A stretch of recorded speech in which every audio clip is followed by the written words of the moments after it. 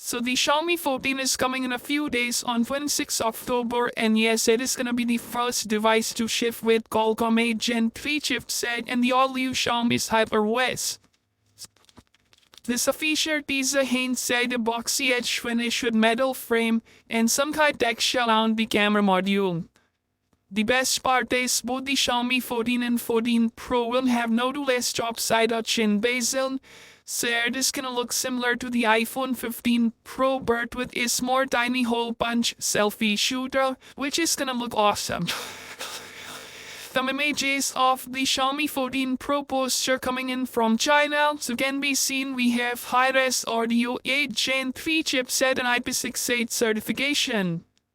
This Geekbench listing of Xiaomi 14 series and the scores are 2244 in single core, 6820 in multi-core score. That is definitely higher than the score of 8 Gen 2 but is slightly lower than the score of Apple A17 Pro. This Qualcomm Next Gen flagship booster coming in from MSPAR user confirms lots of AI changes and 30% fast and 20% more efficient CPU than the 8 Gen 2. This with 15% fast and efficient GPU than what we have in the 8 Gen 2. So we are talking about a powerful silicon, just cannot wait to test it against the A17 Pro and MediaTek's.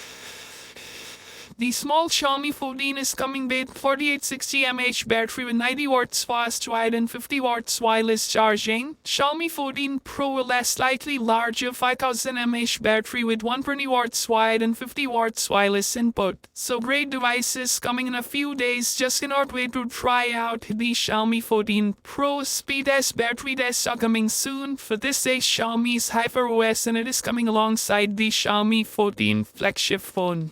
So here I have HyperOS apps and UI on my Xiaomi 13 Pro running MIUI 14, and first off, lock screen customization is coming and there are so many clock styles to pick from. You guys can change the color of clock, font, size, and yes, we do have depth effect but only for signature as of now and not the clock. So yeah, quite similar to iOS and Pixel UI but like with so many additional options, and I like this change a lot. Then we have new control center and again very similar to iOS and MIUI. The new now playing media player of HyperOS is clean as well, so no shocker overall. I think a massive redesign in there, and again all I hope is it is stable and there are no less issues in there. The HyperOS is coming this month on 31st October. The global launch may happen in December I guess, and some of the latest devices will receive it on top of MIUI. So yes, it is gonna replace MIUI for some of the devices. So this all guys, thanks so much for watching. Your thoughts in the comment section below and I'll meet you guys in the next one.